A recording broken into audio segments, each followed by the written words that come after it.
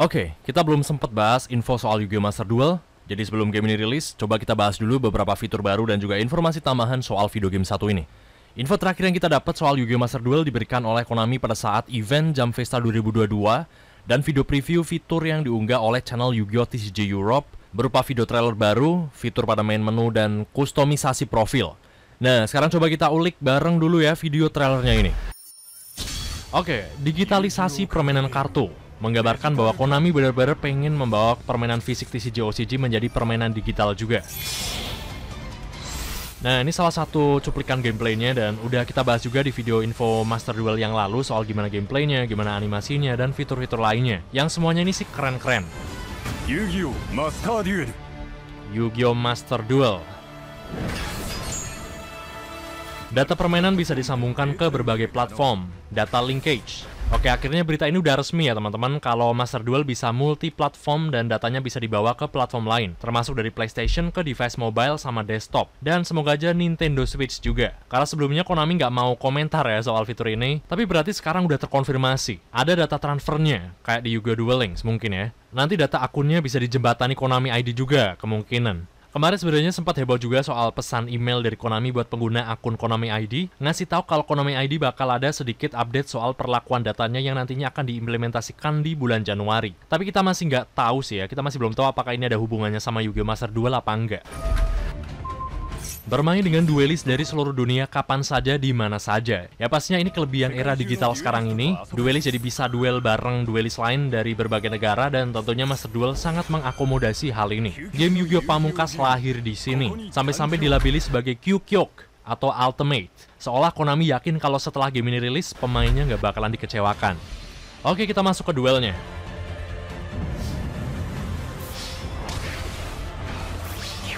Kalian bisa memainkannya secara gratis, bertanding secara crossplay. Gratis dan bisa duel antar platform yang berbeda tentunya. Oke, ada lebih dari 10.000 kartu unik. Mendukung berbagai regulasi, yang mungkin ini menyinggung soal banlist yang digunakan. Ibento ya Taikai Moji Show, event dan kompetisi juga diterapkan. Seperti yang bisa kita lihat di sebelah kanan, ada semacam kotak yang dinaungi headline event duel. Dan seperti yang kita ketahui, 10.000 kartu unik yang ada di game ini nggak semuanya bisa didapetin secara gratis atau lewat transaksi mikro. Tapi bisa juga didapetin lewat event. Nanti informasi eventnya bakal nongol di sini yang kemungkinan menyuguhkan duel-duel dengan tema dan topik tertentu yang kayaknya kalau dibikin begitu nggak bakal ngebosenin ya teman-teman. Ini di sini tulisannya standard, nggak tahu maksudnya apaan, dan ini ada rank kita yang kemungkinan besar dibikin hierarki kayak di Yu-Gi-Oh! Duel Links. Dari kelinci di tier 2 sampai singa. Ini dibaca Kaisai Chu. Sedang berlangsung seasonnya, ya season keempat ini. Ada duel room, kita bisa janjian main bareng sama temen di sini dan ini tertulis tersedia ya, nggak tahu apanya yang tersedia. Jadilah nomor 1 di dunia dengan regulasi turnamen yang kalian sukai. Jadi regulasi atau peraturan itu bisa milih kemungkinan ya, yang mungkin ini merujuk soal banlist atau mungkin format tertentu. Jadi kita masih belum tahu pasti sebenarnya. Oke, soal deck. Bekerja sama dengan card database, kalian bisa mengecek deck resip buatan duelis-duelis dari seluruh dunia. Mungkin ini decklist yang bisa kita pakai yang diintegrasikan dalam card database. Mungkin ekosistemnya nanti diciptain sama player-playernya itu sendiri. Atau mungkin dipautkan sama situs resmi db.yugiohcard.com. Jadi bisa saling tuker decklist, tinggal isinya disesuaikan nantinya, kita punya kartunya atau enggak. Oke, ini tampilan preview deck di card database-nya. Ini dibaca kategori, mungkin buat melabeli deck ini tergolong dalam archetype apa. Soalnya di bawahnya ini tertulis Burak Magician atau Dark Magician dan di bawahnya lagi Magician Girl atau Magician Girl. Di bawahnya lagi ada tag yang kemungkinan berbeda dari kategori ya. Dan kita masih belum tahu. Ini ada tombol tampilkan jumlah posesi kartu, yang ini standar, dan yang ini deck copy atau salin deck. Dan di sebelah kiri ini jelas ya, main deck sama extra deck. Dan yang unik yang perlu kita garis bawahi bahwa sepertinya Master Duel belum ada fitur side deck. Soalnya nggak ditampilin ruang sama sekali di sini, bahkan untuk sekelas deck di card database-nya. Ciptakan deck kalian sendiri dan tantang saingan-saingan kalian. Oke, ini prompt buat menyalin deck. Apa Anda mau menyalin decknya? Anda dapat menyunting deck yang disalin melalui My Deck. Cancel, copy. Jadi dipakai buat copy doang, editnya di beda tempat. Oke, draw test berfungsi untuk menguji draw kartu di deck. Ada fitur buat ngetes starting hand. Fitur yang berguna banget buat ngetes konsistensi. Dan ada tulisan jumlah sisa kartu di deck, Bisa ditarik terus sampai kartunya habis pakai tombol +1. Dan satu hal unik lagi di sini udah ada Magician Salvation. Salah satu kartu yang lumayan baru juga, rilis September 2021 di TCG sama OCG. Itu berarti card pool Master Duel minimal udah sampai sejauh itu. Kartu-kartu bisa diurai dan diciptakan, bisa di-convert sama di-create. Dibekali dengan fungsi card craft, kado bungkai, atau penguraian kartu. Convert kartu dan dapatkan CP. CP ini semacam currency lain yang dipakai buat ciptain kartu. Ya, jadi pada fitur card crafting ini pemain bisa mengkonvert dan menciptakan kartu baru. Misal di sini kita udah punya 6 Path of Desires, kan udah kelebihan tuh ya. Ngapain juga banyak-banyak, toh yang kepake di deck mentok cuma 3 kopi doang kalau nggak ke limit banlist. Jadi sisanya bisa di-convert aja. Misalnya di sini 3 kopi di-convert, dari 6 nyisa 3. Dan dengan mengkonvert 3 kartu ini kita dapat 30 CP buat rarity SR atau super rare, yang itu berarti per kartu yang di-convert pemain dapat 10 CP SR buat kasus Path of Desires ini. Mungkin buat kartu lain dengan rarity berbeda ngasilin CP dengan jumlah yang berbeda juga, kita masih belum tahu. Nah, dari 70 jadi 100 CP CR, Bungkai Shimasta berhasil diuraikan, sekaligus mengkonfirmasi ada 4 jenis rarity, normal, rare, super rare, dan ultra rare. Oke, di sini kita bisa bidik ke kartu yang belum kita punya, misalnya Twin Twisters, kartu SR juga. Di sebelah kiri ada tombol buat favoritin kartu, biar gampang dicari. Di bawahnya ada cara dapetin kartunya, dan di bawahnya lagi ada convert sama create. Tadi convert dapat 10 CPCR, dan create spend 30 CPCR. 3 kali lipat lebih mahal. Ciptakan kartu yang kalian inginkan, ciptakan deck terkuat. Ini prompt create kartunya. Penciptaan kartu. Gunakan CP untuk menciptakan kartu basic. Di sini istilah basic diapit sama modifier kurung ya, yang berarti ini sebuah istilah unik. Bisa jadi merujuk ke foil kartu yang diciptakan. Ada basic dan mungkin ada glossy dan prismatic juga. Kartu yang diproses lainnya akan diciptakan dengan probabilitas tertentu. Nah, mungkin red create glossy sama prismatic kemungkinannya sangat kecil dibanding kita dapetin kartu dengan foil basic. Di sini bisa kita lihat, create satu kartu total jadi punya 2, dan spend 30 CPCR menyisakan 70 CPCR. Ada cancel sama create, dan muncul prompt hasil creation, menciptakan kartu berikut. Twin Twisters dengan foil basic. Solo Mode. Ini gambaran tampilan Solo Mode, main lawan AI berupa tutorial, belajar operasi dasar Yu-Gi-Oh! Master Duel. Tutorial yang aman bahkan untuk cobaan pertama. Bener-bener full tutorial doang ini. Dan semoga aja tutorial ini benar-benar bisa membekali new player biar kenal dan ngikutin Yu-Gi-Oh! Modern sekarang ini. Mari belajar operasi dasar Yu-Gi-Oh! Master Duel. Di sini Anda akan belajar bagaimana men-summon monster dan menggunakan kartu spell. Per clear reward dikasih 500 gem. Salah satu adegan tutorialnya. Mari kita serang monsternya. Mari pahami duelnya sembari mencobanya.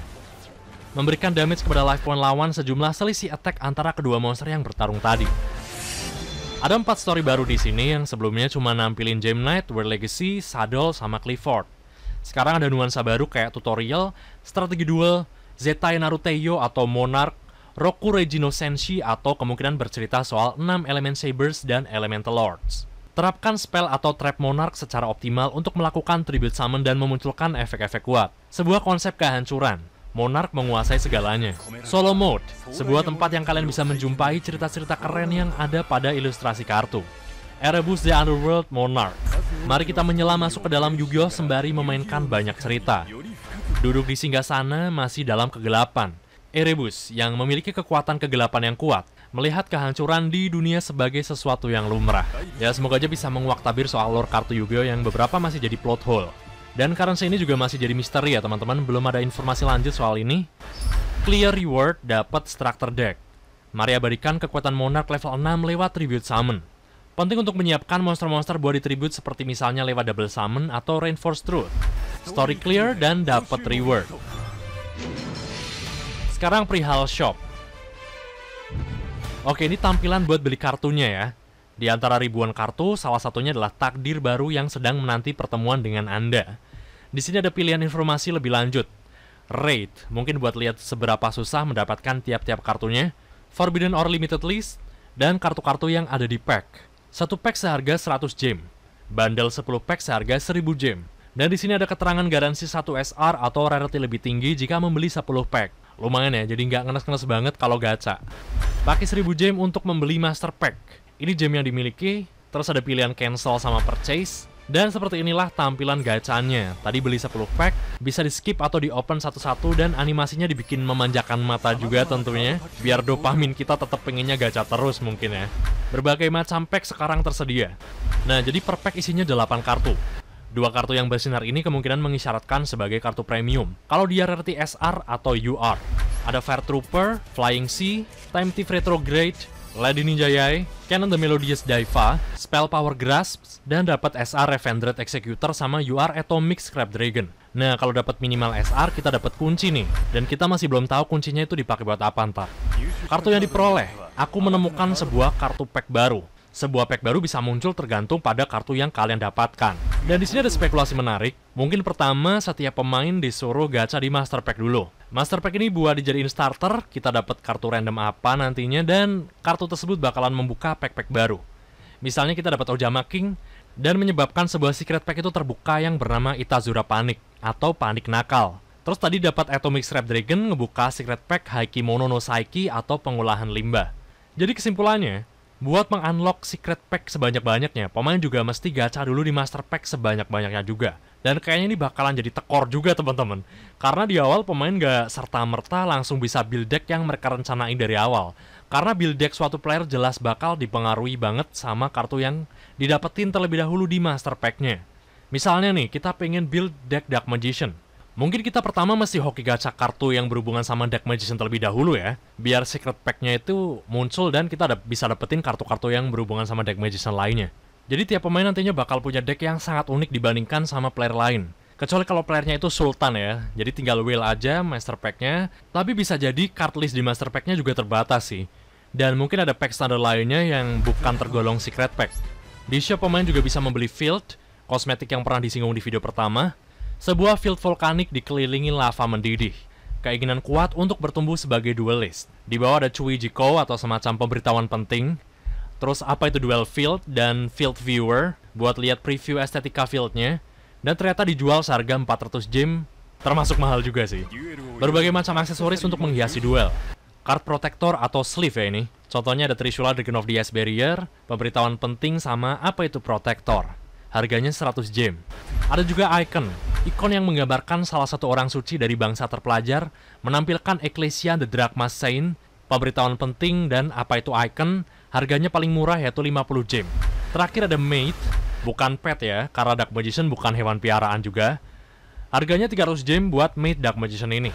Dan setelah lebih dari 20 tahun, sebuah permainan kartu kompetitif yang masih berkembang.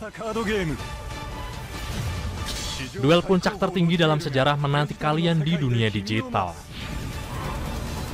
Yu-Gi-Oh! Master Duel.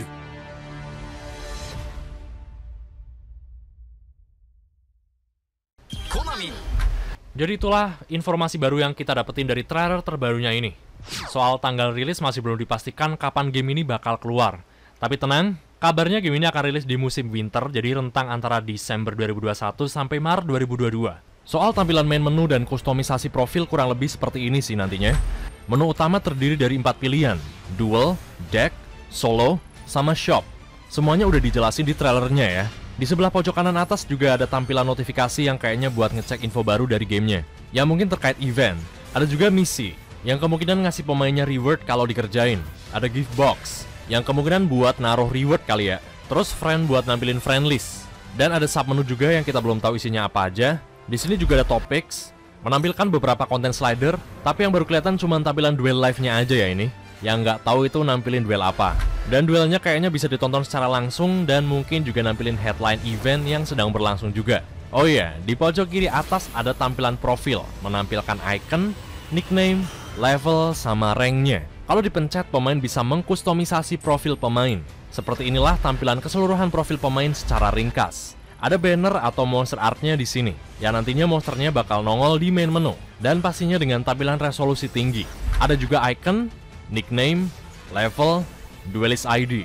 Bingkai pada ikonnya ternyata juga bisa diubah. Dan di sini ternyata Master Duel pakai istilah follow ya, bukan friend list yang biasanya terbatas. Dan kemungkinan kalau pakai gaya follow begini, pemain bisa memfollow dan di-follow tanpa batas, dan itu justru bagus, malah membuat lingkup relasinya semakin besar. Di bawahnya ada title, gelar yang menggambarkan siapa sih si pemain ini, Dan hal ini bisa dipilih secara mana suka oleh pemain. Tapi disarankan buat dipilih sesuai deskripsi yang sesungguhnya. Apakah pemain seorang penggemar anime, seorang pemain TCG aktif, pemain santuy, atau pemain casual yang sama santunya juga. Ada rank sama mate. Nah, mate-nya juga ada yang terungkap lagi nih. Ada Haru Urara alias S Blossoms versi 3D tentunya. Pemain juga bisa save replay dari duel yang udah dimainin dan bisa dipakai buat hiburan atau evaluasi. Dan terakhir ada pilihan data di sini, menampilkan sejarah permainan dan menyuguhkan data statistiknya. Udah login berapa lama, udah login berturut-turut tanpa pernah absen berapa lama, berapa kartu yang udah diperoleh sejauh ini, berapa jumlah open pack-nya, yang tentunya para sultan bisa pakai buat flexing, berapa jumlah kartu yang udah di-convert, atau di sini istilah officialnya dismantle, berapa jumlah kartu yang udah di-create atau di-generate, udah duel berapa kali sejauh ini, udah memenangkan berapa duel, yang kemudian bisa dipakai buat kalkulasiin win rate pemain. Dan terakhir yang kita ketahui udah menang duel standar berapa kali. Kabarnya sih masih ada beberapa info detail lainnya, kayak udah inflict berapa damage, ya gitu-gitulah ya. Terus di atas ini juga ada sejarah rank yang dicapai tiap seasonnya selama 6 bulan terakhir. Apakah teman-teman bisa mencapai King of Games setiap bulannya? Masih ada lagi kelanjutan informasi Master Duel yang bakal diberitakan sepanjang bulan Januari 2022 berdasarkan situs resmi Konami. Jadi mari kita tunggu aja. I end my turn.